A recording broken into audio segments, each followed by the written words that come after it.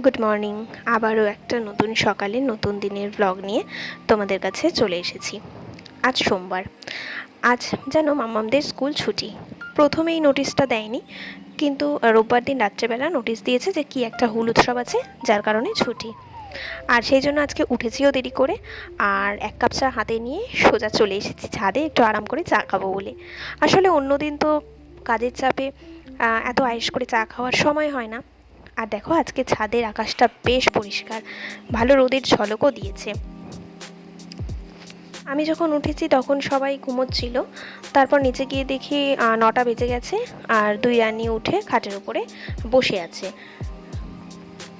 আজকে আমরা সবাই মিলে একসঙ্গে ব্রেকফাস্ট করব, কারণ অন্যদিন সবাই মিলে একসাথে ব্রেকফাস্ট করার সুযোগ হয় না। আর ব্রেকফাস্ট করে তারপর স্নান করে গাছের কয়েকটা ফুল নিয়ে সোজা চলে গিয়েছিলাম ঠাকুর ঘরে। আজ মহাদেবের পুজো দেব, সোমবার, তাই ভালো করে ঘি মধু মাখিয়ে মহাদেবের মাথায় জল ঢেলে নেব। আর এদিকে ভালো করে চন্দনের প্রলেপ দিয়ে দেবো মহাদেবকে। সত্যি কথা বলতে জানো তো, আমার ফুল ছাড়া পুজো দিতে একদম ভালো লাগে না। ফুল দিয়ে বেশ আসনটা ভরে থাকবে, আমার দেখতে খুব ভালো লাগে।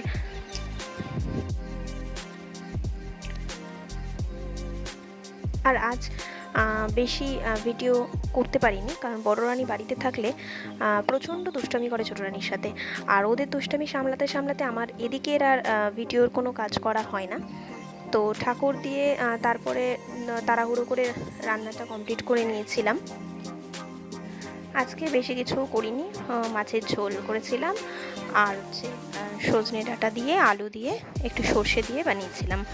আর ছোটো রানীর জন্য এমনি পাতলা করে পেঁপে আলু দিয়ে মাছের ঝোল করেছি। তারপর বড় রানী দেখো এখানে ঠাকুর দেওয়া হয়ে গেছে, আর ছোটো রানীর বায়না যে সে ধূপকাঠি দেখাবে। জানো তো, যখন বড় রানী ছোটো ছিল তখনও ও সুন্দর করে ধূপকাঠি না শুকনো তুলসী তলায় তারপরে ঠাকুরকে কি সুন্দর করে দেখাতো, আর এখন সেটা ছোটো রানী করে। আর এদিকে দেখো একটুখানি ঝিরিঝিরি বৃষ্টি শুরু হয়েছিল, দুজনে ছাদে এসে খেলতে খেলতে হঠাৎ বৃষ্টির সম্মুখীন হয়েছে। তাই বললাম তোরা একটু ভেজ আর আমি তোদের একটু ফটো তুলি। তারপর বিকেলে এখানে ছোটো রানীর পড়াশুনো চলছে, দেখো কেমন পড়াশুনো করছে। এটা কি বলো? এটা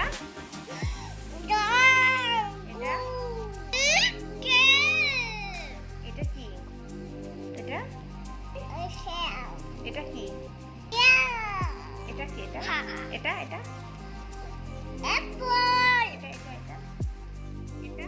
তারপর ছোট রানীর পড়া শেষ করে ঠাকুর ঘরে চলে এসেছিলাম সন্ধেবেলায় ঠাকুরকে আরতি দেখাবো বলে। আজ মনটা খুব খারাপ লাগছে জানো তো। এই যে দেখো এই শাড়িটা দেখতে পাচ্ছ, এই শাড়িটা হচ্ছে আমার বিয়ের ভাত কাপড়ের অনুষ্ঠানের শাড়ি। এটা একটা খুব সুন্দর একটা হ্যান্ডলুম শাড়ি। শাড়িটার কালারটা বুঝতে পারছো কিনা জানি না, একদম লেমন ইয়েলো কালার যেটা হয়, ভীষণ সুন্দর কালারটা, তার সাথে সি গ্রিন কম্বিনেশন। একটা অনুষ্ঠানে এই শাড়িটা পরার পর আমি ড্রাই ওয়াশ করতে দিয়েছিলাম, আর ড্রাই ওয়াশ থেকে এনে দেখি শাড়িটাতে এত মার দিয়েছে যে এত সুন্দর সফট হ্যান্ডলুম শাড়িটা পুরো তাঁতের শাড়িতে পরিণত হয়ে গেছে। মানে তাঁতের শাড়ি যেরকম খড়খড়া হয় ঠিক সেম হয়ে গেছে। মানে হ্যান্ডলুম শাড়ির যে একটা সফটনেস ভাব থাকে, ওই সফটনেসটাই নেই। মানে শাড়িটা আমি আর কিছুতেই পরতে পারছি না। আমি কালকে শাড়িটাকে জলে ভিজিয়ে অনেকক্ষণ রেখে দিয়েছিলাম যাতে মার ভাবটা কাটে, কিন্তু দেখলাম কিছুতেই কিছু হচ্ছে না। তোমরা যদি এই মার ছাড়ানোর কোনো পদ্ধতি জেনে থাকো তাহলে আমাকে একটু কমেন্ট বক্সে জানিও। তোমাদের সাজেশন পেলে হয়তো আমার একটু উপকার হবে। আমি জানি না এই শাড়িটা আমি আর কোনোদিন পরতে পারবো কি না, এত পছন্দের আমার এই শাড়িটা। আর সবথেকে বড় হলো এই কালারটা আমার ভীষণ পছন্দের ছিল। যাই হোক, আজকের ব্লগটা এই পর্যন্তই, দেখা হবে আবার নতুন কোনো ব্লগে।